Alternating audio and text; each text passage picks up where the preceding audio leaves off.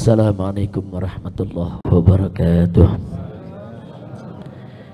Bismillah walhamdulillah wassalatu wassalamu ala rasulillah wa ala alihi wa sahbihi wa mawala. Terima kasih kepada para habaib, para alim ulama, para tokoh, para kiai yang pada kesempatan hari ini telah menghadiri haul 6 syuhada sekaligus juga haul ibunda saya tercinta Syarifah Sidah binti Alwi Muhammad bin Zain Al-Tas yang wafat pada tanggal 2 Desember tahun 2012, dan istri saya yaitu almarhumah Syarifah Fadlun binti Fadil bin Yahya yang wafat tanggal 16 Desember tahun yang lalu. Jadi para syuhada maupun sahibul haul dari saya punya ibunda maupun istri semuanya memang wafat pada bulan Desember. Karena itu pada hari ini kita lakukan haul sekaligus mudah-mudahan diterima oleh Allah Subhanahu wa taala, karena memang yang paling membahagiakan orang-orang yang sudah meninggal dunia adalah tatkala mereka diziarahi dan didoakan. Kita semua kelak akan merasakan itu. Pada saat nanti kita sudah meninggal dunia, betapa senang ruh kita. Pada saat ada yang kirimkan doa kepada kita, ada yang ziarah ke kita, memberikan salam kepada kita, terus duduk berdoa, yaitu di pusara kita, itu akan menjadi hal yang sangat menyenangkan bagi alam arwah.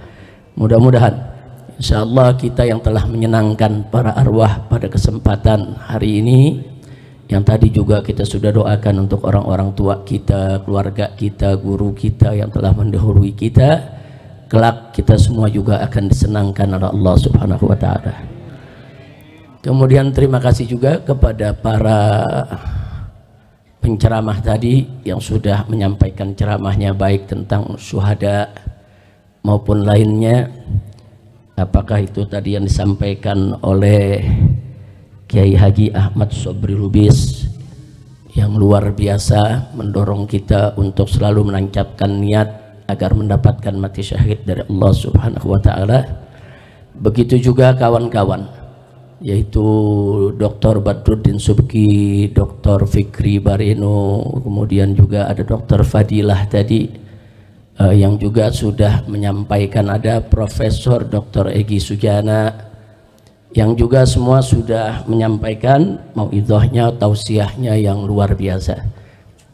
Tidak juga lupa Al-Habib Hamid, begitu juga Habib Zaki yang duduk di sebelah kanan dan kiri saya, yang bukan saja memberikan motivasi kepada segenap jamaah, tapi juga sekaligus mengikrarkan kembali semangat beliau-beliau untuk tetap istiqamah berjuang mencari ridha Allah dan Rasulullah sallallahu alaihi wasallam.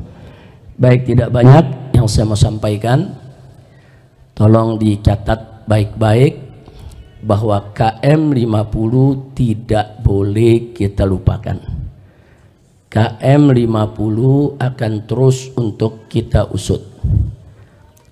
Karena KM 50 ini merupakan satu tragedi luar biasa.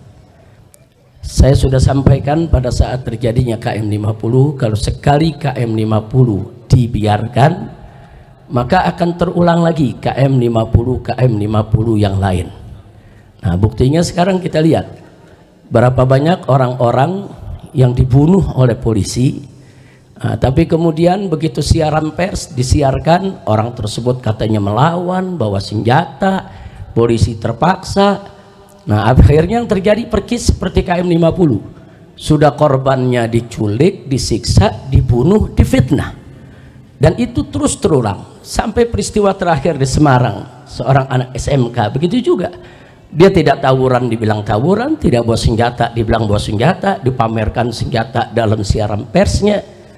Nah, jadi lagi-lagi terulang, lagi-lagi terulang. Jadi warga masyarakat dibunuh terus difitnah. Nah, ini nggak boleh dibiarkan. Ini kenapa bisa terjadi lagi itu tadi, karena KM 50 dibiarkan, akhirnya mereka menganggap ke depan ini bunuh orang tuh gampang kok. Gampang, habis bunuh fitnah selesai, habis bunuh salahkan selesai. Nah, sampai kapan ini akan terus terjadi dan ini akan terus terulang sampai peristiwa sebesar Kanjuruhan yang meninggal itu lebih dari 100 orang, tetap saja yang meninggal yang disalahkan. Nah, lagi-lagi mereka semua disalahkan. Jadi polisi seperti malaikat, nggak pernah salah. Nah, ini berbahaya sekali. Nah, maka itu sekali lagi kami tidak akan diam. KM 50 akan terus kami kejar, dan orang yang paling bertanggung jawab dalam peristiwa KM 50 adalah Jokowi.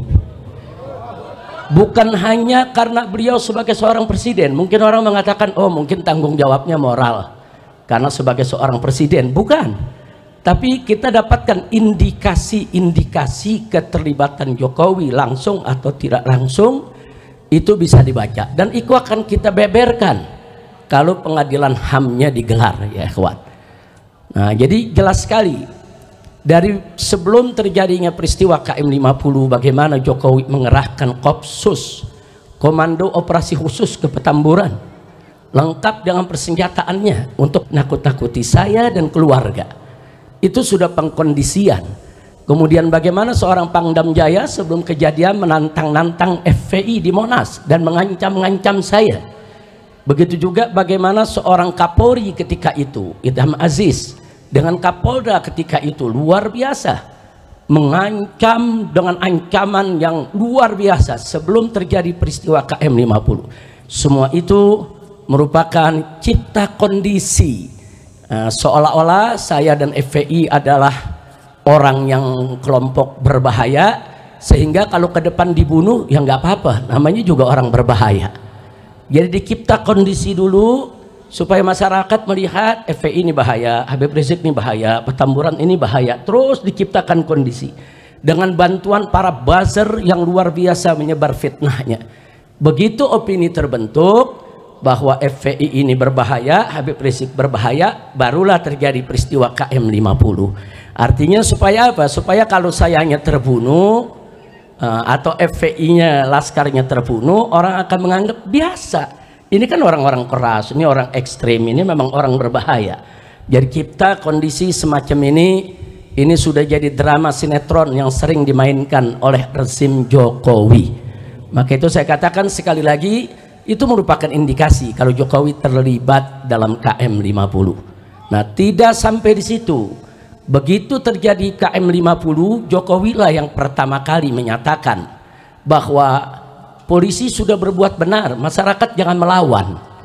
Belum ada investigasi, belum ada pemeriksaan, belum ada penelitian, tiba-tiba sudah membuat pernyataan kalau laskar di KM 50 itu yang salah. Sementara polisi yang membantainya itu benar, sedang menjalankan tugas. Nggak layak presiden memberikan pernyataan semacam itu sebelum dilakukan pemeriksaan, kecuali kalau memang presidennya terlibat dan yang mengatur semua itu, pantas saja memberikan pernyataan seperti itu. Tidak sampai di situ, tatkala banyak masyarakat termasuk DPR meminta dibentuknya yaitu tim independen untuk investigasi KM 50, justru Jokowi yang menolak. Kenapa harus menolak? Kalau tidak terlibat nggak usah ditolak, mestinya investigasi itu dilakukan sejak awal kali kejadian. Nah, jadi di sini sekali lagi kalau saya katakan Jokowi adalah orang yang paling bertanggung jawab, bukan hanya karena Jokowi itu sebagai presiden, tapi ada indikasi-indikasi yang menunjukkan keterlibatannya. Termasuk 3 hari sebelum kejadian KM 50 di tempat ini, di markas syariat ini, tadi diceritakan oleh Dr. Fadilah, nah, bagaimana saya berkumpul dengan sekumpulan jurnalis, kemudian tahu-tahu ada drone yang merekam semua kegiatan kami. Begitu kita kejar itu drone, ternyata yang memainkan drone itu adalah 3 anggota BIN. Dan ini bukan fitnah, bukan, kami rekam semua. 3-tiganya punya kartu anggota BIN resmi. Yang satu juga punya kartu anggota sebagai jurnalis, yang satu sebagai mahasiswa, yang satu lagi sebagai anggota TNI. 3-tiganya punya kartu anggota BIN secara resmi. Mereka memakai mobil dengan nomor plat palsu dan semuanya kita tangkap. Mobil-mobilnya kita tangkap, kita interogasi, kita rekam. Bahkan sampai data-data yang ada di komputer mereka kita sedot, kita ambil itu datanya. Ternyata ya, di dalam laptop yang mereka bawa ada operasi D5 yang saya menjadi targetnya. 3 hari sebelum peristiwa itu. Artinya apa? Ini anggota BEN ini menunjukkan adanya keterlibatan instansi negara, badan intelijen negara. Nah, jadi Jokowi dan orang-orangnya, apakah itu BG, apakah itu Fadil, apakah itu Idam Aziz, Tito, Dudung, Abdurrahman dan lain sebagainya, baik langsung maupun tidak langsung, semua terlibat. Dan kami akan kejar mereka ya kawan, secara hukum baik dari dunia sampai akhirat. Nah, jadi jangan lagi kita ini semua dibodoh-bodohi. Kami punya data itu sampai hari ini masih kami simpan. Sekali lagi masih kami simpan. Adapun pemeriksaan Komnas HAM, saudara, secara umum ya ada bagusnya. Tapi lucunya semenjak Komnas HAM itu bekerja sampai hari ini, Komnas HAM tidak pernah menanyakan saya, memanggil saya, meminta keterangan dari saya, baik secara lisan maupun secara tulisan. Padahal peristiwa KM50 target utamanya adalah saya. Jadi dari mulai Komnas HAM bekerja sampai hari ini, Komnas HAM tidak pernah menanyakan saya sepatah kata pun juga. Ada apa? Mestinya kalau Komnas HAM itu profesional, dia harus menanyakan. Justru target utamanya mesti ditanya, kenapa? Ada apa? Nah, tapi ternyata sama sekali tidak. Nah, karena itu sekali lagi saya tidak ingin bicara panjang lebar di sini, tapi terlalu banyak nama-nama yang terlibat, saudara, dan semua kita catat. Ada 35 nama aparat yang kami catat, dari yang pangkatnya jenderal sampai yang pangkatnya di bawah, semua kami catat orang-orang yang terlibat daripada peristiwa KM50. Di sana kita lihat, saudara, ada Kombes Polisi TB Adi Hidayat, dulu menjabat sebagai Diskrimum Polda Metro Jaya. Ini yang memberikan surat tugas untuk terus menguntit, saudara, saya sekeluarga. Surat tugasnya resmi yang menandatangani orang ini. Orang ini sama sekali tidak dipecat, bahkan pangkatnya dinaikkan. Sekarang sudah dapat bintang. Nah, kemudian masih ada lagi AKBP Handik Zusen, baru 3 hari yang lalu pangkatnya juga dinaikkan di Polda Metro Jaya. Kemudian masih ada AKBP Widi Irawan, saudara. Ini yang diduga yang menjadi supir mobil Land Cruiser hitam. Masih ada AKBP Rulian Sauri, ini yang diduga melakukan pemindahan jenazah daripada 6 laskar. Kemudian masih ada Ibda Muhammad Yusmin Ohorela, ini yang diduga sebagai algojo eksekutor daripada KM50. Masih ada Bribka Faisal Kasbi Alea, ini juga termasuk eksekutor. Masih ada Bribka Adi Ismanto, masih ada Bribka Guntur Pamungkas, masih ada Bribtu Fikri Ramadan Tawainellah dan lain sebagainya. Bahkan secara sistematis para buzzer digerakkan untuk membenarkan tindakan polisi dan menyalahkan daripada para syuhada KM50. Bahkan ada buzzer yang kirim rangkaian bunga mengucapkan selamat kepada Polda Metro Jaya atas berhasilnya membunuh 6 laskar. Ini semua kita rekam dan semua kita catat. Nama-nama orangnya ada, saudara, foto-fotonya semua ada. Jadi kita tinggal tunggu waktu yang tepat untuk kita seret mereka semua ke pengadilan HAM. Nah, jadi sekali lagi saya tidak bisa bacakan semua nama-nama yang ada, tapi nama-nama tersebut tidak akan pernah kita lupakan. Dan alhamdulillah, mobil yang dipakai oleh para syuhada ketika mereka ditembaki, mobilnya ada di depan sana. Anda udah lihat dibangun museum, di situ ada mobil yang digunakan oleh para laskar, dan itu menjadi barang bukti. Jadi sengaja kita simpan sebagai barang bukti. Begitu nanti pengadilan HAM digelar, maka ini merupakan salah satu bukti barang yang harus ditunjukkan di pengadilan. Tidak sampai di situ. Kalau kita bicara novum, tadi sudah dibahas oleh Dr. Fadillah, perlu kita ketahui, Novum yang kita punya sebetulnya bukan hanya CCTV KM50, tapi tidak jauh dari pintu tol Kerawang Timur ada sebuah hotel, yaitu Novotel. Hotel tersebut saudara juga punya CCTV yang merekam aksi penembakan para aparat terhadap 6 syuhada kita. Tapi hotel tersebut kemudian didatangi oleh para aparat dan CCTV-nya semua disita. Jadi CCTV milik hotel, CCTV milik KM50 semua adalah bukti kuat tentang terjadinya pembantaian. Tidak betul kalau laskar melawan, tidak betul ada peristiwa saling tembak menembak.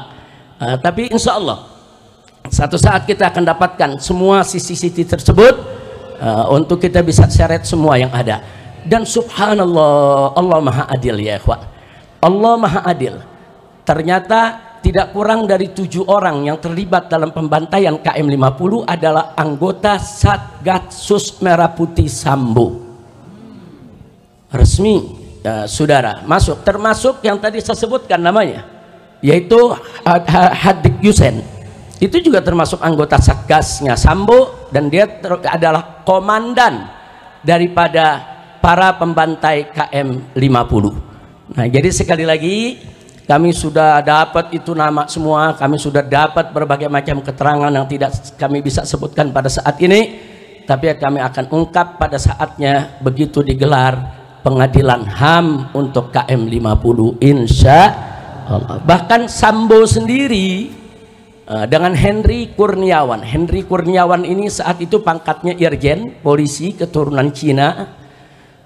Dia ditugaskan oleh Sambo sebagai ketua provos yang memeriksa kasus KM50. Tapi lucunya dia sebagai ketua provos tapi ikut siaran pers bersama Kapolda Metro Jaya dan bersama Dudung, ikut-ikutan memamerkan senjata-senjata, barang-barang bukti palsu saudara. Mestinya provos itu memeriksa, bukan provos itu malah ikut meloloskan barang-barang bukti palsu yang ada. Tapi akhirnya yang bersangkutan ketangkep terlibat dalam kasus Sambo. Dan di pengadilan dia ngaku bahwa CCTV KM50 dia yang sapu bersih semuanya. Dan Sambo pun dalam pengadilan saat ditanya oleh jaksa juga mengaku, ya dia terlibat untuk membersihkan CCTV yang ada di KM50. Jadi ini karamah syuhada, Allah bongkar ya kawan. Sambo dan pasukannya yang terlibat, mereka pikir saudara mereka akan bisa bersembunyi selamanya. Ternyata Allah ciptakan ada peristiwa bagaimana Sambo dan kawan-kawan membunuh yaitu salah satu daripada anggotanya, dan akhirnya di pengadilan semua terbongkar.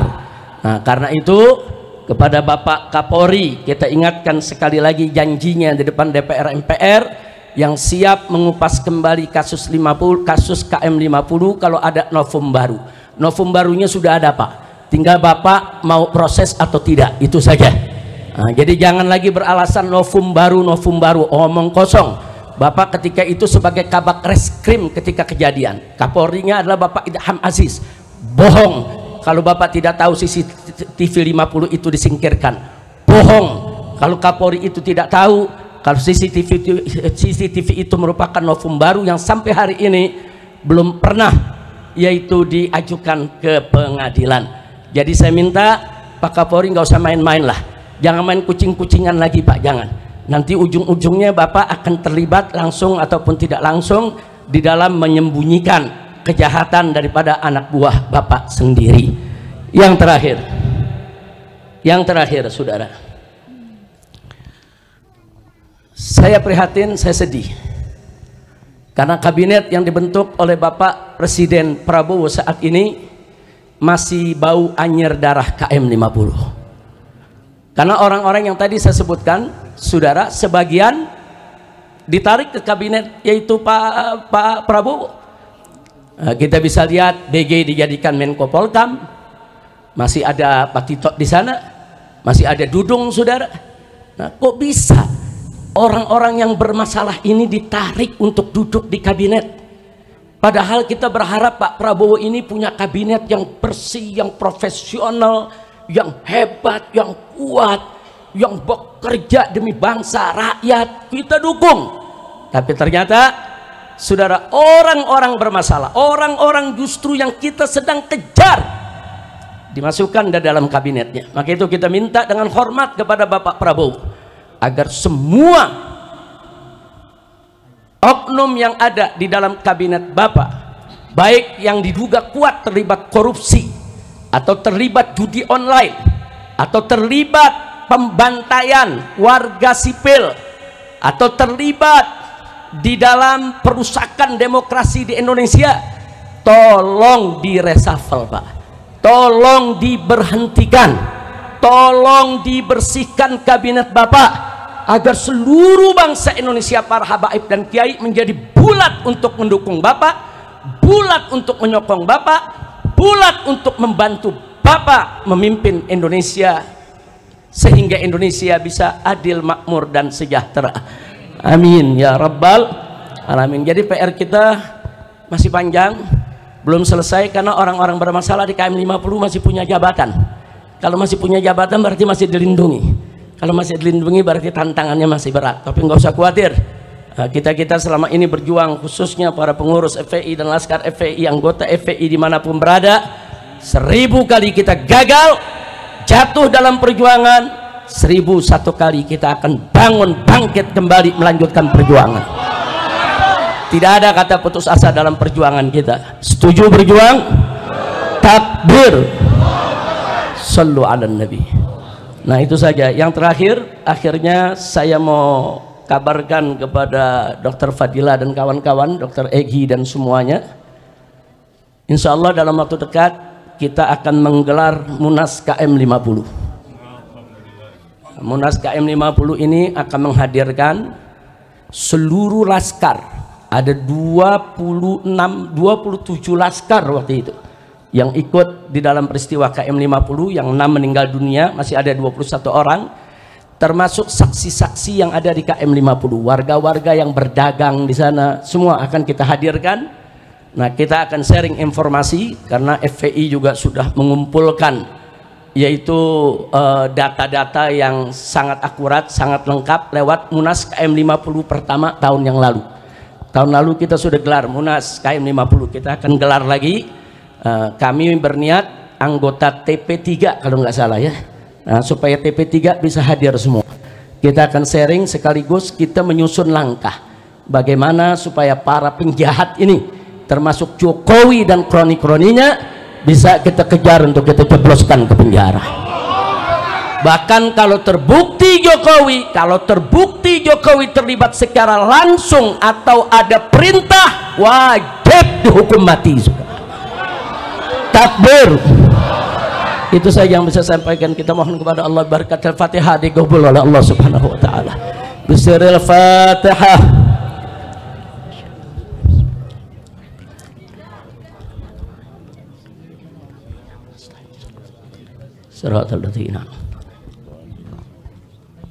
Amin. Ya Rahman Rahimin, Ya Rahman Rahimin, Ya Rahman, Allahumma salli Islam al-muslimin wa azz al-muslimin kafir al-musyrikin. Allahumma salli man fi Islam al-muslimin wa ahli man fi halaki Islam al-muslimin. Allahumma salli bi hadhihi man adila fi bilad al-muslimin amma برحمتك يا رحمن الرحيم يا رحمن الرحيم من فضل المسلمين ربنا اتنا في الدنيا حسنه وفي الاخره حسنه وقنا عذاب النار ربنا تقبل منا انك انت السميع العليم وتب علينا انك انت التواب الرحيم وصلى الله على سيدنا محمد النبي صلى الله عليه وسلم والحمد لله رب العالمين.